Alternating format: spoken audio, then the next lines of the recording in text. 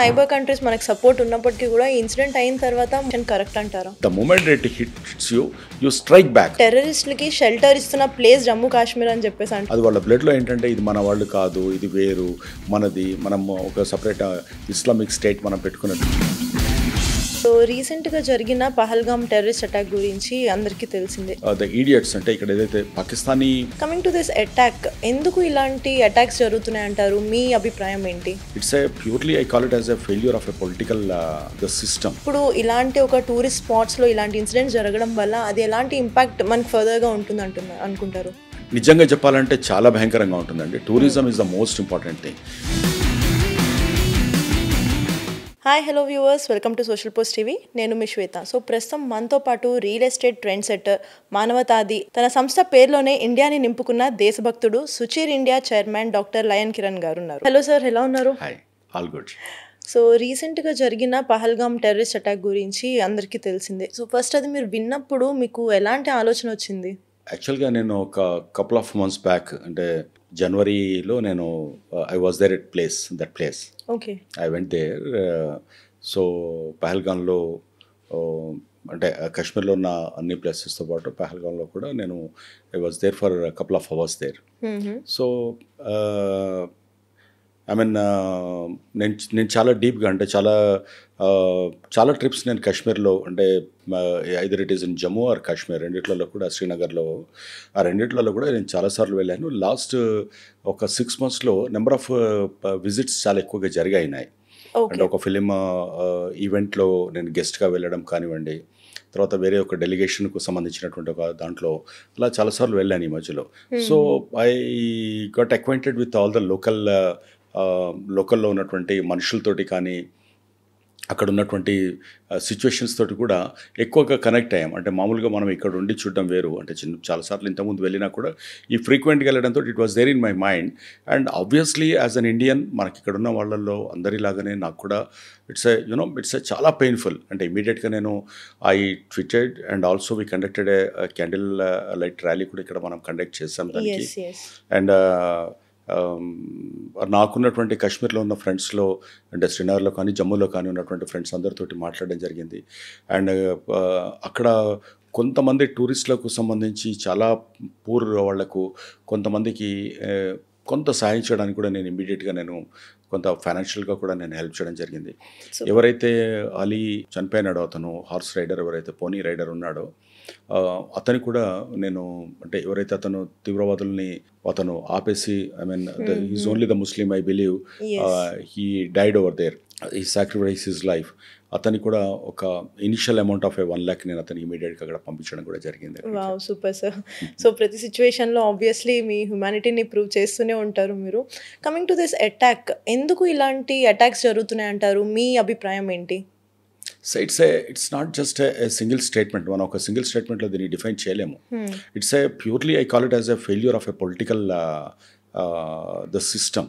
అంటే right from 1942 నుండి మొదలు పెడితే కూడా, అంటే 1940 నుంచి, ప్రిసైజ్లీ 1940 నుంచి కూడా ఈ అండర్స్టాండింగ్, అంటే మనకు అప్పుడు ఉన్నటువంటి 562 ప్రిన్స్లీ స్టేట్స్, అంటే ఇప్పుడు హైదరాబాద్ కూడా ఒక స్టేట్ కదా, అలాంటివి ఉన్నాయి కదా, 562 ప్రిన్స్లీ స్టేట్స్ డిఫరెంట్ అని, ఇప్పుడు కర్ణాటక, తమిళనాడు, ఇక్కడ మన దగ్గర ఇట్లా ఇండియా అన్ని చోట్లలో ఉన్న వాటిని కలుపుకుంటున్నప్పుడు చాలా క్రిటికల్గా బార్డర్లో ఉన్న వాటిని మనం ఎంత కేర్ఫుల్గా ఉండాలనేది సరిగ్గా జరగలేకపోయిందేమో అన్నది నా లిమిటెడ్ నాలెడ్జ్ తోటి ఉన్నటువంటి నాకు ఆలోచన అది.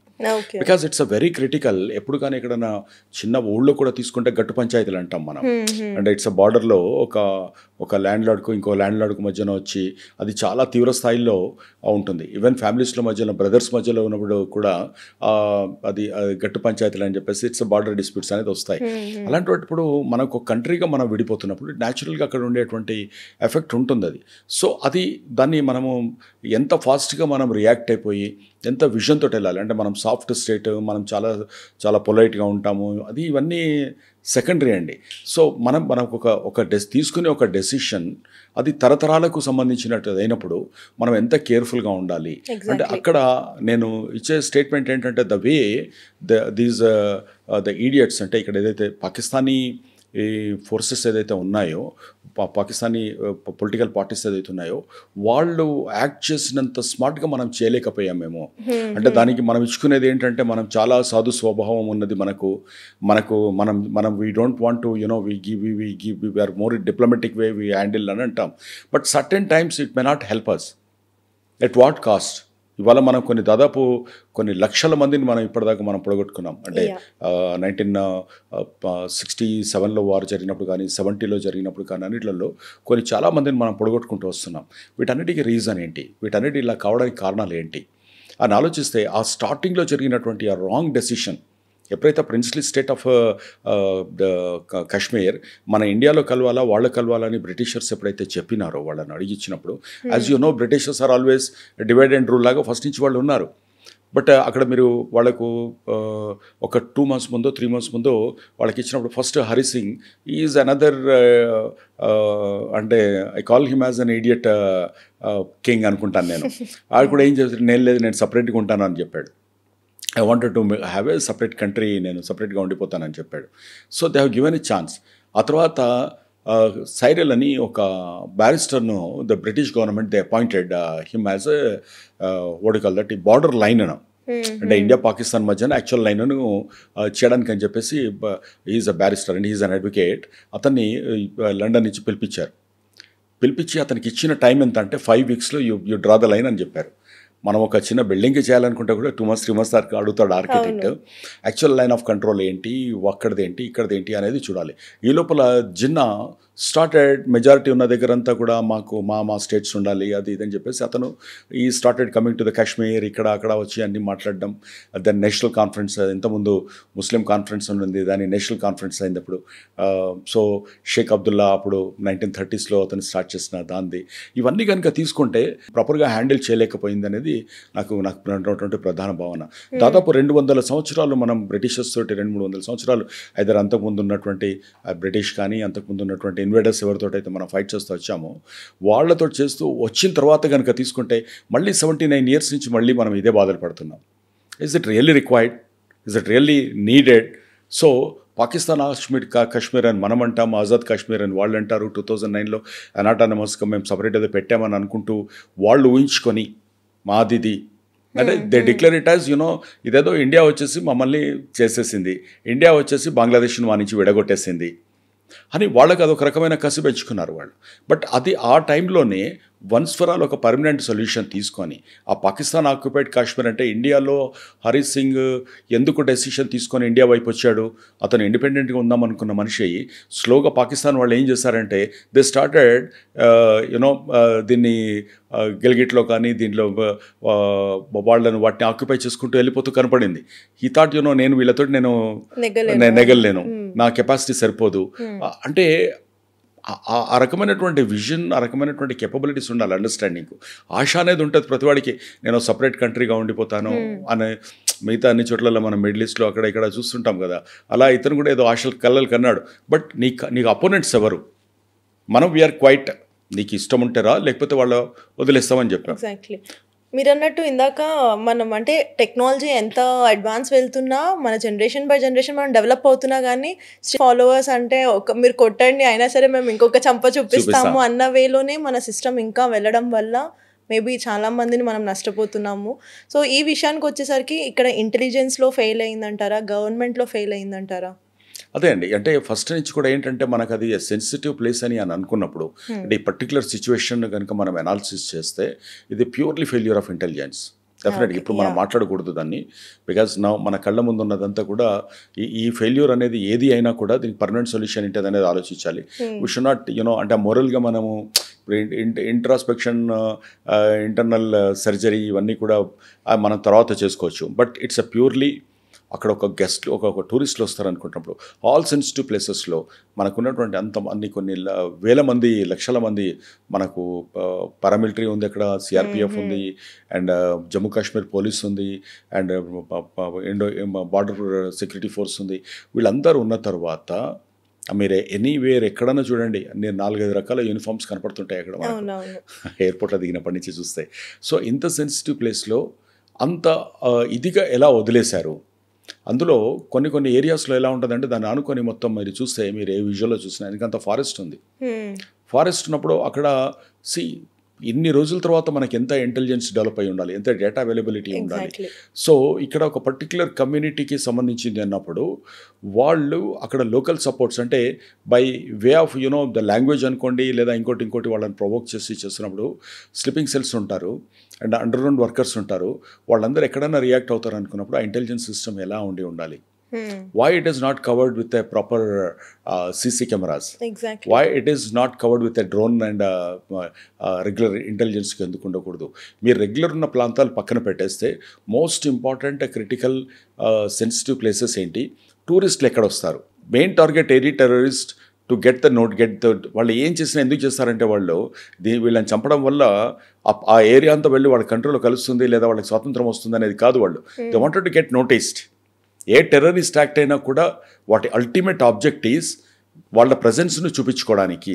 దట్ ఈస్ వాట్ అంటే ఇలాంటి సిచ్యువేషన్స్లో చాలా మంది అమాయకులే బలవుతారు, కానీ మెయిన్ టార్గెట్స్ని ఎందుకు వీళ్ళు అంటే కెలికి వదిలేస్తారు అంటుంటారు కదా, వాళ్ళని ఎందుకు టార్గెట్ చేయరు? అనవసరంగా వీళ్ళు బలైపోతున్నారు కదా. అంటే అలా కాదండి, రెండు ఉన్నాయి ఇక్కడ. అంటే మెయిన్ టార్గెట్ అమాయకులు కావద్దు, ఇంకొకళ్ళు బలి కావాలనుకోవడం కూడా తప్పది. అది ఇంకొకళ్ళు అవ్వాలి అని కాదు sir. Face to face, a person to person, they can challenge each other when they are having the problem with the government. Face to face challenge చేస్తే దాన్ని అది టెర్రరిస్ట్ యాక్టివిటీస్ కింద తీసుకోరు. ఇట్స్ సో వాళ్ళు ఏంటంటే వాళ్ళకున్న కెపాసిటీ వాళ్ళకి సరిపోదనే విషయం ఇండియన్ గవర్నమెంట్ తోటి, ఇండియన్ డిఫెన్స్ సిస్టమ్ తోటి పెట్టుకోగలుగుతారా? వాళ్ళు పెట్టుకోలేరు. పెట్టుకున్నప్పుడు ఏం చేస్తుంటారు, they will weaken the system. ఏదో వచ్చి దొంగచాటుగా అలా కవర్డ్ లాగా వచ్చి అటాక్ చేసి పోవడం అనేది మామూలుగా వాళ్ళు చేసే పనులు ఎక్కడైనా కూడా. నెంబర్ 1. నెంబర్ 2 ఏంటంటే వాళ్ళు పొలం కనుక తీసుకుంటే మనకున్నటువంటి ఆర్మ్ ఫోర్సెస్ని కూడా వాళ్ళు అటాక్ చేస్తారు. అది సో ఈవెన్ ఆర్మ్ ఫోర్సెస్ జరుగుతున్నప్పుడు కూడా నా ఒపీనియన్ ఏముండేదంటే when they are going to target you, మీరు ఫైటర్స్నే మీరు సేఫ్ గార్డ్ చేసుకోలేకపోతే ఎలా ఉంటుంది అది. సో అక్కడ ఒక ఇంకా అడ్వాన్స్డ్ మనము స్పేస్లో తీసుకున్నా ఇంకా దేంట్లో తీసుకున్నా కూడా టెక్నాలజికల్గా ఏ ఇన్నోవేషన్లో ఉన్నా కూడా అదర్ ఇండియన్ కంపెనీ కాకపోయినా ఇండియన్ టెక్నోక్రాట్ అయితే ఉంటాడు డెఫినెట్గా అందులో, వరల్డ్ వైడ్గా దేంట్లో తీసుకున్నా కూడా. సో అలాంటప్పుడు మనం ఇంకా టెక్నాలజీని దీంట్లోకి ఎందుకు వాడుకోలేకపోతున్నాం? When we're spending the millions and billions of rupees for the defence, మనం ఆ ఏరియాను ప్రొటెక్ట్ చేసుకోవడానికి, కాశ్మీర్ మనదైన కాశ్మీర్ను మనది అనిపించుకోవడానికి మనం ఇంతగానో ఫైట్ చేస్తున్నాం. కొన్ని దశాబ్దాల పాటు మనం ఫైట్ చేస్తూ వస్తున్నాం. Is it really required?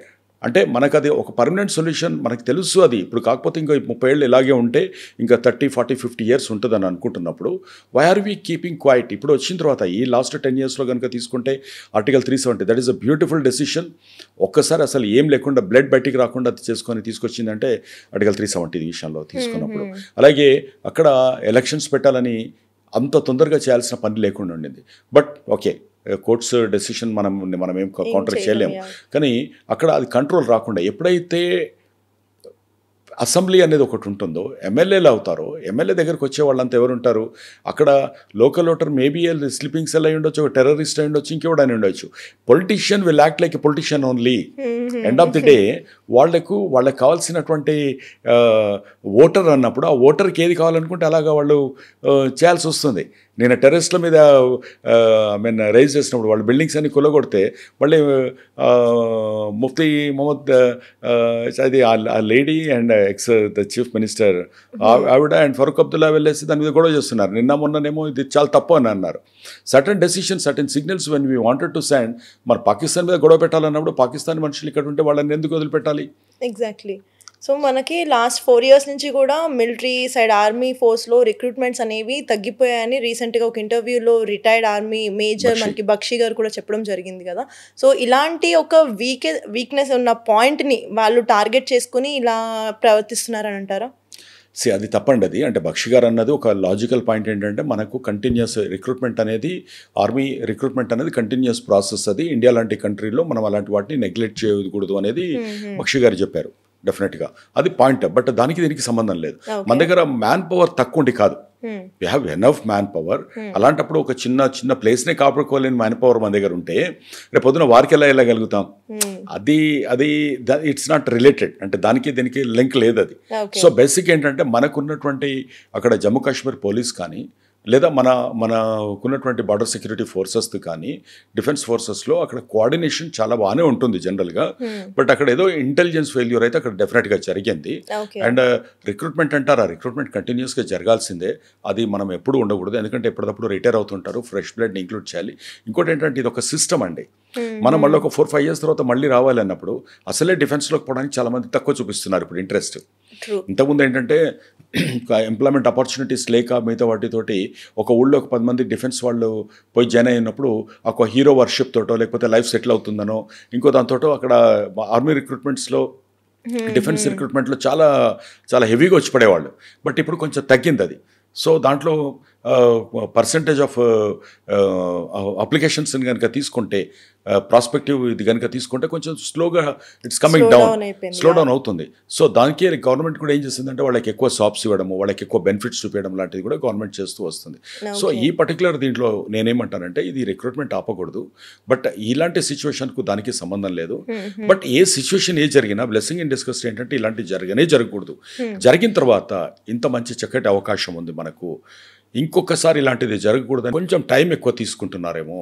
Ground work ఏదైనా, డిప్లొమాటిక్ రిలేషన్ ఏదైనా కూడా ఎదుటి వాళ్ళను చదువుకునేలాగా వాళ్ళు కూడా సెటరేట్ చేసుకునే కంటే ముందు we should send a signal. Entire country is boiling irrespective of caste and creed.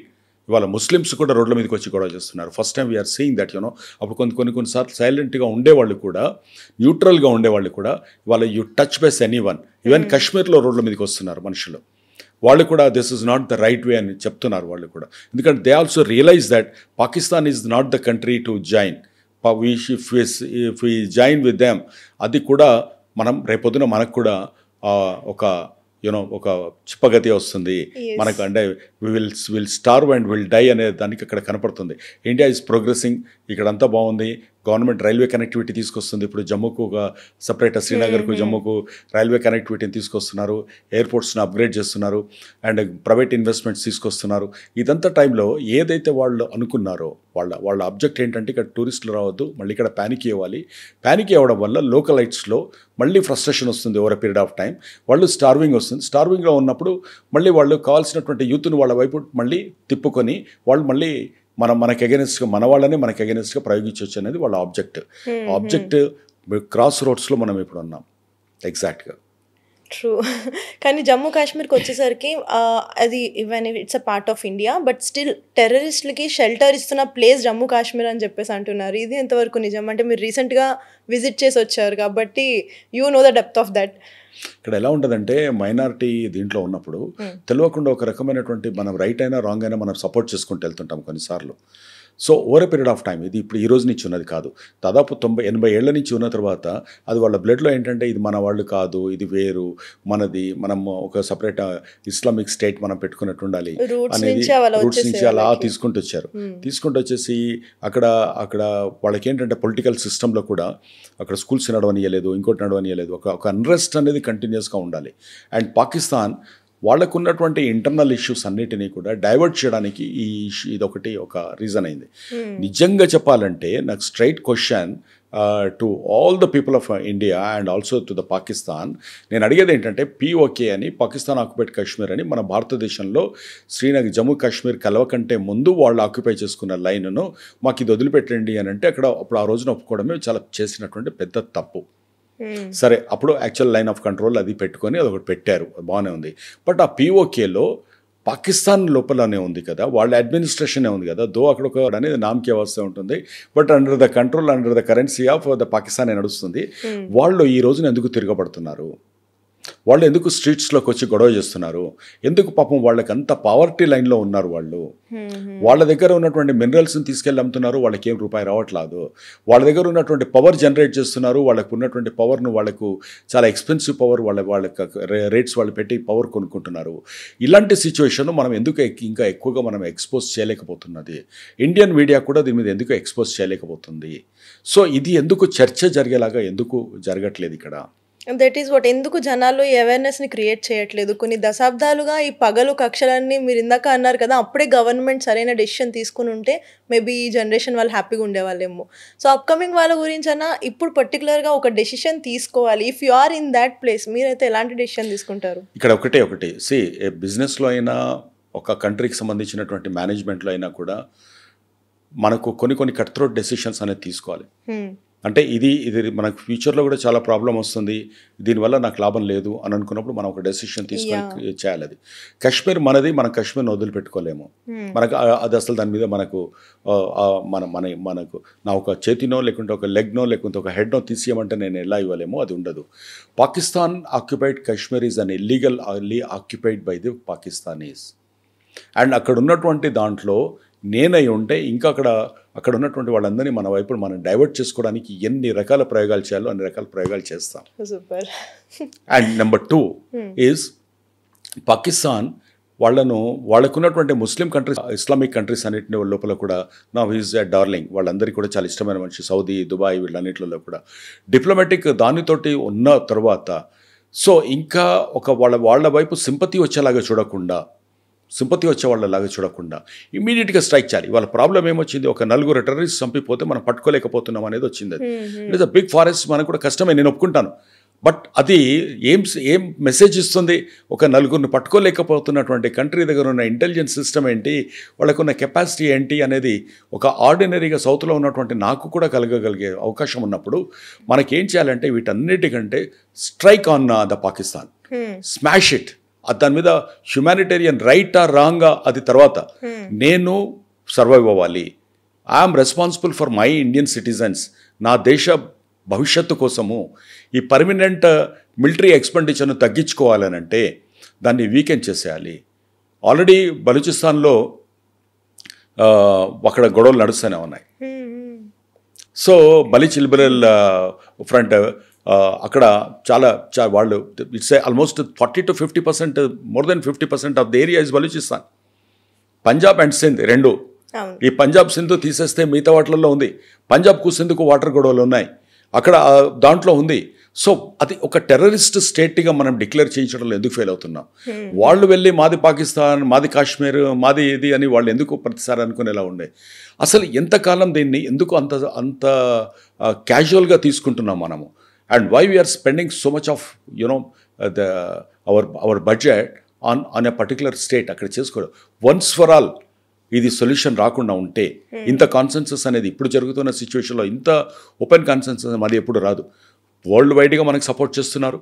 రీసెంట్గా చూసాము, if Pakistan is taking disturb చేస్తా ఇండియాను, నేను పాకిస్తాన్ మీద అటాచ్ చేస్తా అని చెప్పేసి స్టేట్మెంట్ ఇచ్చాడు. అండ్ యూకే పార్లమెంట్లో ఒక అతను అది చెప్పాడు. అండ్ మీరు యూరోపియన్ యూనియన్లో నెదర్లాండ్స్లో వీటిలలో తీసుకుంటే అతను చాలా ఓపెన్గా వాళ్ళందరూ కూడా స్టేట్మెంట్ ఇస్తున్నారు. సో ఇటువంటి వాటిల్లో ఎక్కడ ఏ టెర్రరిస్ట్ యాక్టివిటీ జరిగినా దాని రూట్స్ అన్నీ వచ్చేసి పాకిస్తాన్లో ఉన్నాయి అన్నప్పుడు ఇంతకంటే మనకు దొరికేటువంటిది ఉంటుందా? అండ్ మనకు చాలా ఫ్రెండ్ అండ్ చాలా డియరెస్ట్ ఫ్రెండ్ అండ్ సపోర్టర్ మనకి ఇజ్రాయలీ టెక్నాలజీని వాడుకుంటూ ఈ టైంలో వాళ్ళకి కావాల్సినటువంటి సపోర్ట్ తీసుకుంటూ why we are not striking on Pakistan? This is only the solution now or never. అంటే ఇప్పుడు కాకపోతే ఇంకెప్పుడు కాదు. And India is prepared now. మనకి ఇప్పుడు పెద్ద తలనొప్పులు ఏం లేవు, బాధలు లేవు. And the entire country is progressing. మనము ఆల్మోస్ట్ 4th నుంచి 5th, 5th నుంచి 3rd మనము లార్జెస్ట్ ఎకానమీగా మనం గ్రో అవుతున్నాం. సో ఈ రోజున మనకున్నటువంటి డిఫెన్స్ సిస్టమ్ కూడా చాలా స్ట్రాంగ్గా ఉంది. Country is not that pathetic. ఇవాళ మనకు అటువంటి పరిస్థితి ఏం లేదు మనకు. నా we can afford if it is సరిగ్గా చెప్పాలంటే సరిగ్గా 7 daysలో వారు ముగించవచ్చు. Not beyond that. ఆడ అటామిక్ ఏదో మాట్లాడతారండి మీడియాలో కూర్చొని చాలామంది, బుల్షిట్. అది ఏమీ కాదు. ఎవడు ఆ బటన్ నొత్తలేడు, ఎవడు ఏమీ చేయలేడు. ఫస్ట్ మీకు ఆ బేసెస్ను ఫస్ట్ టార్గెట్ చేసేటువంటి కెపాసిటీ మనకు ఉంది. ఫస్ట్ వాటిని చేస్తామంటే ఆ కంట్రీ ఉండదు ఇంకా ఫర్దర్గా. అండ్ ఇప్పటిదాకా జరిగినటువంటి యుక్రెయిన్ రష్యా వార్లోనే ఇప్పటిదాకా బెదిరిస్తున్నారు తప్ప దాన్ని వాడడానికి లేదు. ఆఫ్టర్ ఆల్ అలాంటి పవర్ఫుల్ కంట్రీసే వాడినప్పుడు అమెరికా మన ఇరాన్ మీద జరుగుతున్నప్పుడు ఇరాన్ దగ్గర వీళ్ళకంటే ఎక్కువ అటామిక్ పవర్ వాళ్ళ దగ్గర ఉన్నప్పుడు వాళ్ళే వాడినప్పుడు ఈ పాకిస్తాన్ వాడుతుందని ఎలా ఉంటుంది అది? సో అది అసలు రూల్డ్ అవుట్. దాని గురించి మనం వరి అవ్వాల్సిన పని లేదు. ఖబర్దార్ అంటే ఇంకా పబ్లిక్ని ఏదో రెచ్చగొట్టాలి ఇంకా అనుకొని అన్ని పొలిటికల్ పార్టీలు కూడా ఇప్పుడు ఉండాల్సింది ఏంటంటే you take a decision. And Israel ఎలా చేసింది, వాళ్ళ మీద పెయిన్ రాగానే immediately within no time they smashed all. ఇప్పుడు మనం వాళ్ళని చదువుకునే ప్లేసెస్ ఇస్తున్నాం. సయ్యద్ హఫీజ్ సయ్యద్ చక్కగా నిన్న చూపిస్తున్నారు మనకు. అక్కడ ఎక్కడ ఉన్నాడు, ముందట ఎలా ఉంది, ఎక్కడ ఉంటున్నాడు, ఎవరిని ఎలా కలుస్తున్నాడు, కింద ఎంత బంకర్ ఉంది అనేది కూడా చాలా క్లియర్గా ఉంది. He is the main person. So crores of మనకున్నటువంటి 140 కోట్ల మంది ఇండియన్ పాపులేషన్ నిద్రపోకుండా చేస్తున్న ఒకటే ఒక మనిషి. అది ఏముంది, స్ట్రైక్ చేయండి, లెట్స్ ఫేస్.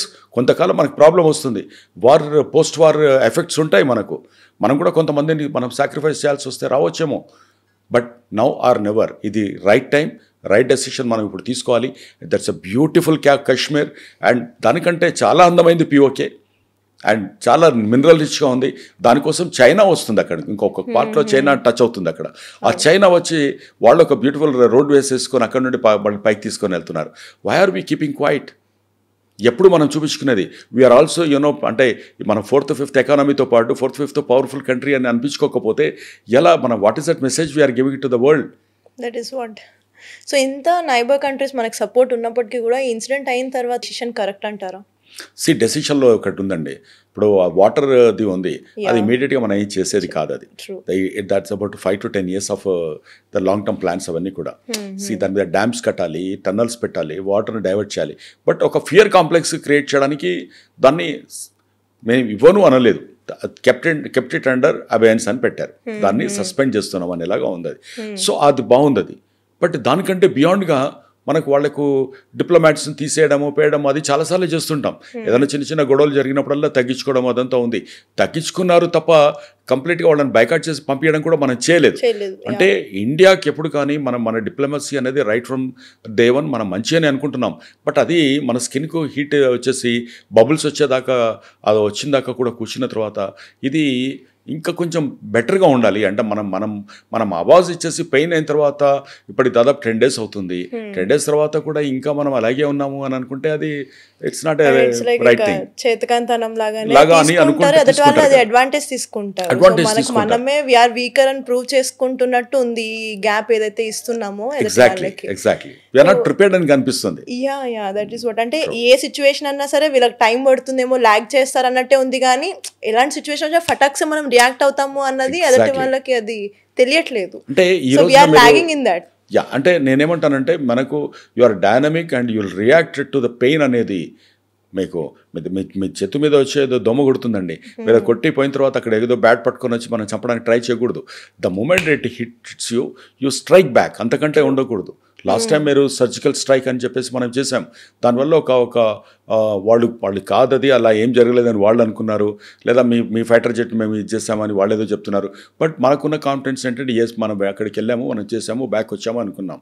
సో అలాగే రాత్రి వాళ్ళు వచ్చారు, అతన్ని చంపేశారు, మళ్ళీ బ్యాక్ వెళ్ళిపోయినారు అక్కడి నుంచి కూడా. సో అలాంటి సిచ్యువేషన్ ఇక్కడ కూడా ఇది జరగగానే మన ఇంటెలిజెన్స్, నేషనల్ ఇంటెలిజెన్స్ ఏదైతే ఎప్పుడు కంటిన్యూస్గా ఉందో, so our RA is very powerful, our NIA is very powerful, our other intelligence agencies are very, very powerful. We know that ఎక్కడెక్కడ టెర్రరిస్ట్ క్యాంప్స్ ఉన్నాయి, ఎక్కడెక్కడ ఏం చేస్తున్నారని తెలిసినప్పుడు you strike it. But we are failing in implementation. Yeah. So సిస్టమ్ని పక్కన పెడితే sir, coming to tourist place, India is the most beautiful tourism place చెప్పాలి అని అంటే. కానీ ఇప్పుడు ఇలాంటి ఒక టూరిస్ట్ స్పాట్స్లో ఇలాంటి ఇన్సిడెంట్స్ జరగడం వల్ల అది ఎలాంటి ఇంపాక్ట్ మనకు ఫర్దర్గా ఉంటుంది అనుకుంటారు? నిజంగా చెప్పాలంటే చాలా భయంకరంగా ఉంటుందండి. Tourism is the most important thing. నేను చాలా ప్లాట్ఫామ్స్లో ప్రతిసారి ఏం చెప్తానంటే, ఇన్ఫర్మేషన్ టెక్నాలజీ ఒక స్టేజ్కి వచ్చిన తర్వాత రెవెన్యూని జనరేట్ చేయదు. సో ఐటీ రివర్స్ చేస్తే tourism industry. So tourism industry is the ప్రపంచంలో చాలా కంట్రీస్ ఎకానమీ. ఇప్పుడు యూరోప్ అంతా నడుస్తుందంటే వాళ్ళకు వచ్చిన మిగతా దాంట్లో కాదు, టూరిస్ట్ రెవెన్యూ మీదనే ఉంటుంది. సింగపూర్ ఉందంటే లేదా దుబాయ్ ఉందనుకుంటే దాని మీదనే రన్ చేయాలని చూస్తున్నారు. మారిషస్ ఉందంటే మాల్దీవ్స్ చిన్న ఎకానమీస్ దగ్గర నుండి పెద్ద ఎకానమీస్ దాకా కూడా. సో మీరు ఒక కంట్రీకి వెళ్ళారంటే 1 week ఉంటే ఒక $2,000, $3,000, $4,000 మీరు ఖర్చు పెట్టుకొని వచ్చేస్తారు. You are taking that money and spending there and coming back. అది కాకుండా ఇండైరెక్ట్గా మీరు ఫ్లైట్ టికెట్స్ అని ఇంకోటి ఉండేవన్నీ పక్కన పెట్టేస్తే ఇంత ఉంటుంది. అక్కడే ఉన్న మనిషి ఆ నెలంతా ఖర్చు పెట్టేది 4 రోజుల్లో మీరు ఖర్చు పెట్టి బ్యాక్ వస్తారు. అంటే just imagine what kind of economical support to that particular economy. So India ఇంత బ్యూటిఫుల్ కంట్రీ, మన నార్త్ ఈస్టర్న్ స్టేట్స్ తీసుకున్న, సదరన్ స్టేట్స్లో ఉన్నటువంటి మన టెంపుల్ టూరిజమ్స్ లేకపోతే న్యాచురల్ బీచెస్ అన్ని తీసుకున్నా కూడా, లేదా మన గోవా లాంటి ఒక అడ్వాన్స్డ్ ద మిక్స్డ్ కల్చర్ ఉన్నటువంటి బ్యూటిఫుల్ ప్లేస్ని తీసుకున్నా, కాశ్మీర్ గ్లాసియర్స్ ఉన్నటువంటి కాశ్మీర్ను తీసుకున్నా కూడా ఎంత అందమైన ప్లేసెస్ అది. అంటే ప్రపంచాన్ని హోల్ వరల్డ్ని మనం ఇక్కడ చూడొచ్చు. బీచెస్ లాంటివి, కరేబియన్ ఐలాండ్స్ లాంటిది కానీ మనం ఇలాంటివన్నీ కూడా మన దగ్గర కింద మనం వెళ్ళి చూడొచ్చు. మనం బయటకు వెళ్తూ ఉన్నటువంటి కనపడనటువంటి బ్యూటిఫుల్ టెంపుల్ టూరిజం మనం ఇక్కడ చూడొచ్చు. అండ్ ఫోర్ట్స్ కానీ ఇదంతా కూడా మనం యూరోప్లో వెళ్ళేసి అక్కడ ఏదో డిస్మాంటిల్ చేసి దాన్ని చూసి ఇలా అని చెప్పేసి ఏదో ఫొటోస్ తీసుకొని వస్తుంటాం మనం. అంతకంటే అసలు అమేజింగ్ ఫోర్ట్స్ మన దగ్గర ఉన్నాయి. సో అలాగే గ్లేసియర్స్ ఉన్నాయి. సో యూరోప్లో ఉన్నటువంటి గ్లేసియర్స్ కంటే మన అందమైన గ్లేసియర్స్ మన దగ్గర కూడా ఉన్నాయి. ట్రూ. మరి ఫర్దర్గా అంటే ఇప్పుడు ఒకళ్ళు ప్లేస్కి వెళ్ళాలి అని అంటే క్రౌడ్ ఉంటుంది, ఇక్కడ మేబీ ఇక్కడ అటాక్ జరగచ్చేమో అన్న భయంతో బతుకుతున్నారు ఇప్పుడు నిజంగా టూరిజం ఇంట్రెస్ట్ ఉన్న వాళ్ళందరూ. వాళ్ళకి ధైర్యం నింపాలి అని అంటే గవర్నమెంట్ తీసుకోవాల్సిన స్టాండ్ ఏమనుకుంటున్నారు? అంటే ఇమీడియట్గా ఇక్కడ దర్ ఆర్ 2 ఆస్పెక్ట్స్ అండి ఇక్కడ. ఫస్ట్ థింగ్ ఏంటంటే మనకు already most of the countries, European countries and US already ఇండియాను వాళ్ళు మోస్ట్ దట్ అలర్ట్ అంటే రెడ్ జోన్లో పెట్టేశారు ఈ టెర్రరిస్ట్ కాగానే. అంటే వాళ్ళకు ట్రావెల్ అలర్ట్ అని అంటారు. ట్రావెల్ అలర్ట్లో వాళ్ళు ఇమీడియట్గా మీరు వెబ్సైట్ ఓపెన్ చేసి చూస్తే దాంట్లో అలర్ట్ ఉంటుందన్నమాట. అక్కడికి వెళ్ళొచ్చా, ఫ్రెండ్లీగా ఉంటుందా, ఏది ఉంటుంది, సస్పెక్ట్ చేయొచ్చా, లేకపోతే ఏంటి అనేది వాళ్ళు అక్కడ పారామీటర్స్ పెడుతుంటారు దాంట్లో. సో ఆల్రెడీ వాళ్ళు నాట్ టు ట్రావెల్ దాంట్లో పెట్టేశారు. స్పెషల్లీ కాశ్మీర్ అయితే తీసి పడేశారు దాంట్లో నుండి. సో ఇక్కడ ఏంటంటే డెఫినెట్గా అక్కడే కాదు, ఇండియా అంతా కూడా అలర్ట్స్ వచ్చాయి. బికాజ్ స్లీపింగ్ సెల్స్ ఉంటారు వాళ్ళకు. ఇప్పుడు హైదరాబాద్లో కూడా ఉన్నారు, ఓల్డ్ సిటీలో కూడా ఉన్నారు. చాలా చోట్లలో వాళ్ళని అలా మంత్లీ శాలరీస్ ఇచ్చి వాళ్ళు పెడుతుంటారు. ఎప్పుడు కావాలో వాళ్ళు మామూలు మన పక్కన ఎక్కడో ఉన్నట్టుగానే ఉంటారు వాళ్ళు. ఎప్పుడు కావాలంటే అప్పుడు రిమోట్ లాగా బటన్ నొత్తేస్తే వాళ్ళు పేలిపోతుంటారు వాళ్ళు. సో వాళ్ళు యాక్షన్స్ చూపిస్తుంటారు వాళ్ళ దాంట్లోకి. ఈ స్లీపింగ్ సెల్స్ అంతా కూడా ఇండియా ఇంత ఉంటుందని మన ఎన్ఐఏ సో అది వాళ్ళ మీదనే ఫోకస్ చేస్తుంది. వాళ్ళ పని ఏంటంటే ఈ స్లీపింగ్ సెల్స్ని ఐడెంటిఫై చేయడము, ప్లస్ అలర్ట్స్ చేయడము, అండ్ ఎక్కడన్నా ఉన్నప్పుడు ఆ ఇన్వెస్టిగేట్ చేసి వాళ్ళ మీద వాళ్ళకి కావాల్సినటువంటి దర్యాప్తులన్నీ చూడడం అనేది ఎన్ఐఏ లాంటి ఇన్స్టిట్యూషన్స్ అన్నీ చేస్తుంటాయి. సో ఇప్పుడు టూరిజం అనేది చాలా ఇంపార్టెంట్ అని తెలుసు మనకు. నాట్ ఓన్లీ టూరిజం అండి, టూరిజం అనే దానితో పాటు మనకు డెవలప్ అయ్యేది ఏంటంటే ఇండస్ట్రీ డెవలప్ అవుతుంది. ఫస్ట్ చూడడానికి వెళ్తారు, చూసిన వాళ్ళు అక్కడ ఏదన్నా అరే ఇక్కడ ఇంత పొటెన్షియాలిటీ ఉంది కదా మనం కూడా ఎందుకు చూడకూడదు అనుకుంటాం. సో డబ్బులున్న వాళ్ళు ఎక్కువగా ట్రావెల్ చేస్తారు. ట్రావెల్ చేసే వాళ్లకు ఐదర్ ఇట్ ఈస్ ఎంప్లాయీస్ అయి ఉండొచ్చు, ఎంప్లాయర్స్ అయి ఉండొచ్చు, అంటే బిజినెస్ పీపుల్ అయి ఉండొచ్చు, క్రిటికల్ రోల్లో ఉన్నటువంటి వాళ్ళు అయి ఉండొచ్చు. They will also look in to that possibilities and opportunities in that particular country. So ఆ అవకాశాలన్నీ మనకు పోయి ఉంటాయి. బట్ ఇప్పుడు ఉన్నప్పుడు ఇమీడియట్గా మనకు టూరిజం కాశ్మీర్లో రావాలంటే ఇమీడియట్గా రాకపోవచ్చు. Because now our object is so strike on Pakistan, strike on terrorist camps, remove, clean it up, complete clean చేయండి and gain the confidence. Local support ఏదైతే వాళ్ళకి దొరుకుతుందో వాళ్ళని మనం ఎడ్యుకేట్ చేయాలి. అక్కడ ఉన్నటువంటి ఇన్ఫ్లుయెన్సర్స్ను వాడాలి. అక్కడే కొంతమంది Tollywood and Bollywood and sports personalities అందరితో అక్కడ వెళ్ళేసి వాళ్ళతో కలిసి ఉండేలా చేయాలి. వీఆర్ వన్, అంటే మన పెద్ద ఫ్యామిలీ అనేది వాళ్ళకు ఒక కాన్ఫిడెన్స్ వాళ్ళకి ఇవ్వగలగాలి. మీరు అటువైపు కంటే ఇటువైపు చూడండి. బికాస్ ఎడ్యుకేషన్ లేక, పావర్టీ, వీటన్నిటినీ కూడా వాళ్ళు ఒకవైపు మతాన్ని రుద్ది ఓకే, సో దాన్ని వాళ్ళు అట్రాక్ట్ చేస్తున్నారు. సో జిహాదీ అనేది కానీ, లేకుంటే హోలీ వార్ అనేది కానీ, లేదా మనం ఒకటి అనేది కానీ, మనకున్నటువంటి కల్చర్లో మనం సపరేట్గా ఉండాలనేటువంటి ఒక నారో మైండెడ్నెస్ను వాళ్ళు అక్కడ తీసుకొచ్చి వాళ్ళు దాన్ని అట్రాక్ట్ చేయడానికి ప్లాన్ చేస్తూ ఉన్నారు. 80 years నుంచి జరుగుతున్నటువంటి దుర్మార్గం ఇదే. సో ఇంకా అది మారాలి. మనం ఇక్కడ చదువుకున్న పిల్లలంతా యూఎస్ పోతున్నారు, ఇంకో దగ్గరికి పోవాలని కోరుకుంటున్నప్పుడు ఇలాంటి నారో థింగ్స్ ఉండకూడదు. మన పర్ క్యాపిటల్ ఇన్కమ్ పెరగాలి, మన పిల్లలకు మంచి ఎడ్యుకేషన్ ఇవ్వాలి, మనం కూడా ఒక మంచి హెల్దీ లైఫ్ స్టైల్లోకి వెళ్ళాలనేటువంటి ఆలోచన మన గవర్నమెంట్ ఇవ్వాలి, పబ్లిక్ ఇవ్వాలి, అండ్ సోకాల్డ్ ద సెలబ్రిటీస్ కూడా ఆ బాధ్యతగా తీసుకొని అక్కడికి వెళ్ళి ఇవన్నీ మనం చేయాల్సినట్టు అవసరం ఉంది అక్కడ. True sir. అండ్ మీరు ఇందాక అన్నట్టు గవర్నమెంట్లో మల్టిపుల్ ఆస్పెక్ట్స్ ఉంటాయి. వెంటనే ఏది ఇప్పుడు సిస్టంలో చేంజెస్ అనేవి జరగకపోవచ్చు. కాబట్టి యాజ్ ఇండియన్స్ మనం కూడా కొంచెం ఈ ట్రావెల్ సిస్టమ్స్కి కానీ కొద్దిగా మనకున్న అవేర్నెస్లో మనం తీసుకోవాల్సిన జాగ్రత్త, మనకు ఉండాల్సిన యూనిటీ, మనకు ఉండాల్సిన హ్యుమానిటీని కూడా మనం చూపించుకునే టైం వచ్చింది. కాబట్టి మనం కూడా కొన్ని ప్రోటోకాల్స్ని ఫాలో అవ్వకుంటూ ఉందాము. సో కొంచెం బ్యాడ్ ఫేజ్ అని అనుకుని. And one final question sir, in this situation మనకి అంటే హిందూ ముస్లిమ్స్ అని గొడవలు అవుతుంటే, మతభేదాలు ఇవి ఎప్పుడు రన్ అవుతూనే ఉంటున్నాయి. కానీ ఎప్పుడైతే ఇండియా దగ్గరకు వచ్చేసరికి మీరు ఇందాక అన్నట్టు అందరూ ఒకటైపోయారు కదా. సో ఇలాంటి ఒక దాన్ని ఏమంటారు జాతీయ చైతన్యం కానీ పీపుల్లో ఒక అవేర్నెస్ని కానీ క్రియేట్ చేయాలి అని అంటే మీ సైడ్ నుంచి మీరు ఏం సజెషన్ ఇస్తారు? నేను right from the day one, అంటే నేను నా ప్రొఫెషన్ స్టార్ట్ చేయకముందు నుండి ఇప్పటి వరకు కూడా సాలిడారిటీ రన్స్ అని చెప్పేసి రకరకాలుగా మనం చేస్తూ వస్తున్నాం. మనకు ఉన్నటువంటి national days 15th August and 26 జనవరి అనేది పిల్లలకు, స్కూల్ పిల్లలకు సంబంధించిందని అయిపోతుంది. చాలా స్కూల్స్లో ఈ మధ్యలో అసలు అది కూడా తీసేశారు. That is also it's just a name sake, ఏదో హాలిడే ఇచ్చి వదిలిపెట్టేలాగా ఉంటుంది. బట్ ఆ నేషనాలిటీ అనేది అది బ్లడ్లోకి వెళ్ళేలాగా గవర్నమెంట్ కూడా దాన్ని, అంటే ఒక 26 జనవరి 15th ఆగస్ట్ రోజు ఓన్లీ ఫ్లాగ్ హోస్ట్ చేస్తున్నప్పుడు అదేదో టీవీలో పెట్టేసి ఆ రోజు హాలిడే కింద కాకుండా ఇట్ ఈస్ అ ఫెస్టివల్. ఒక రంజాన్ను, లేకుంటే ఒక బక్రీద్ను, లేకుంటే ఒక దసరా, దివాళీ లేదా క్రిస్మస్ను మనం ఎలా సెలబ్రేట్ చేసుకోవడానికి ముందు నుంచి ప్రిపేర్ అయి ఉంటామో ఆ నేషనల్ హాలిడేస్ను, భారతీయత అనేది what is such a beautiful feeling ఉంటుంది అది. సో దానికి సంబంధించినటువంటి కంటిన్యూస్ యాక్టివిటీస్ మమైకంచడం, అంటే ఈ బార్డర్ డిస్ప్యూట్స్ కానీ, స్టేట్ల మధ్యలో ఉన్నది కానీ, లాంగ్వేజ్ మధ్యలో ఉన్నటువంటిది కానీ, రిలీజియన్ మధ్యలో ఉన్న వాటిని కానీ, వీటన్నిటి చేయడానికి దీనికి ఒక సపరేట్గా మనకు హ్యాపీనెస్ మినిస్ట్రీ అని వేరే కంట్రీలో ఉన్నట్టుగా ఈ ఇంటిగ్రిటీ కోసం ఒక సపరేట్ మినిస్ట్రీ అనేది ఒకటి ఉండాలి. దీనికి ఒక సపరేట్ బడ్జెట్ ఉండాలి. ఎందుకంటే ఎప్పటిదాకా అయితే ఇది ఉంటుందో, ఈ బ్యారికేడింగ్ ఉంటుందో, అప్పటిదాకా మనకు మధ్యలో కావాల్సినటువంటి ఆ చిన్న పాకిస్తాన్ అందులో అన్ని గొడవలు పెట్టుకొని మన ఇండియా నిద్ర లేకుండా చేయగలుగుతుంది.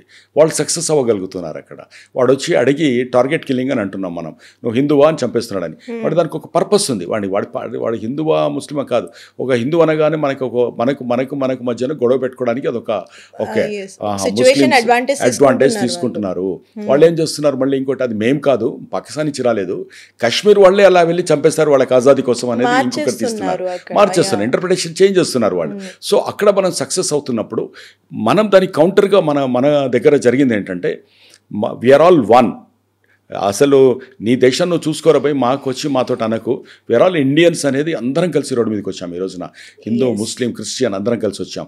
బట్ ఈ స్పిరిట్ కంటిన్యూ అవ్వాలంటే జాతుల మధ్యన, కులాల మధ్యన, మతాల మధ్యన ఈ బ్యారికేడింగ్ ఇచ్చేసి రకరకాల వాట్సాప్ గ్రూపులలో వీటి గురించి ఒక రకమైనటువంటి హేట్రేట్ దీన్ని తీసుకురాకుండా, కొంతమంది సోకాల్డ్ ఇంటెలెక్చువల్స్ అనుకునే వాళ్ళు ఆ ఈడియట్స్ అందరినీ కూడా ఫస్ట్ ఎలిమినేట్ చేసేసి, వాళ్ళు ఒక మతాన్నో ఒక కులాన్నో తీసుకొని వాళ్ళు ఇండైరెక్ట్గా మాట్లాడుతూ వాళ్ళు దానికి రకరకాల పేర్లు పెట్టుకుంటూ, అంటే సోషలిజం అంటారు, లేకుంటే ఇంకోటి రకరకాలుగా వస్తూ ఉన్నారు. వాళ్ళు చేసేటువంటి వృత్తిని వదిలిపెట్టి దీంట్లోకి వచ్చి ఎందుకు మాట్లాడుతున్నారో కూడా అర్థం కాని పరిస్థితి ఉంటుంది. Please I request them, please shut your mouth and please focus on your own job. We are all happy, మేము అంతా బాగున్నాం, అంతా బాగానే ఉంది. కానీ ఒక మతాన్నో ఒక కులాన్నో లేదా వాళ్ళని మాట్లాడితే ఉండేలాగా ఉండకూడదు. అలాంటిది వచ్చినప్పుడు మెజారిటీ ఆఫ్ ద హిందూస్, అంటే మైనారిటీస్ అంతా ఉన్నప్పుడు వాళ్ళకి కావాలనుకుంటున్నాడు, మెజారిటీ అంత ఉండి వీళ్ళు ఒకటి వస్తున్నప్పుడు కొన్ని రోజులలో ఇలా మాట్లాడితే తప్పు, హిందూయిజం గురించి మాట్లాడితే తప్పు లేదా ఇది అని కాదు. ఎవరి భావజాలాన్ని వాళ్ళు అంటే పక్కన వాళ్లకు దెబ్బతినకుండా ఉండేలాగా హ్యాపీగా చేసుకుంటూ పోయేటువంటి సమాజం ఉండాలి తప్ప, వాళ్ళ లోపల హిందువులు మతాన్ని ఇలా కించపరిచినప్పుడు వాడికి అది నారో మైండెడ్ దీంతో వాళ్ళని ఐసోలేట్ చేసినప్పుడు వాళ్ళ లోపల కూడా ఫ్రస్ట్రేషన్ వచ్చి వాళ్ళకి వేరే మార్గం లేక వాళ్ళు ఇంకొక మతం మీద పడి వాళ్ళు వీళ్ళ మీద పడి, అసలు అంతా బాగుంది, government is good, government is doing their best, so we are all happy. Please I request, shut your mouth and don't make such statements అని చెప్తాను నేను. Super sir, super. అండ్ అంతేకాకుండా మనకి సోషల్ మీడియా జనాలందరూ కూడా కంప్లీట్గా అట్రాక్ట్ అయిపోయి ఉన్నారు, ఇన్ఫ్లుయెన్స్ అయిపోయి ఉన్నారు. Instagram coming to main. నేను ఇక్కడ ఎవరిని పాయింట్అవుట్ చేయట్లేదు, బట్ స్టిల్ మనం ఏంటి అంటే ఇప్పుడు రిపబ్లిక్ డే రోజున స్టేటస్ పెట్టామంటే అమ్మ వచ్చాడు, వీడికి దేశభక్తి ఎక్కువైపోయింది, ఈ రోజే స్టేటస్ పెట్టారు అన్నది ఈ టైప్ ఆఫ్ డిస్కరేజింగ్ మీమ్స్ కానీ కొన్ని ట్రోల్స్ మనం చూస్తున్నాం. సో మన దేశాన్ని మనమే కించపరుచుకుంటున్నాం అట్లా చెప్పి. సో ఇలాంటివి కూడా జరగకుండా మనకున్న నాలెడ్జ్ని, మనకున్న యూనిటీని, ఈ క్యాస్ట్ రిలీజియన్ డిఫరెన్సెస్ లేకుండా ఏదైతే మన వంతు మనం చేయగలుగుతామో అలాగా మనం ప్రొసీడ్ అవుదాం. ఎందుకంటే ఇందాక మీరు చెప్పినట్టు నౌ ఆర్ నెవర్ సిచ్యువేషన్ ఉంది కాబట్టి. పొలిటికల్ వైజ్గా కూడా డిఫరెన్సెస్ ఏమైనా ఉన్నా, end of the day we're all Indians, so we have to fight for India అంతే.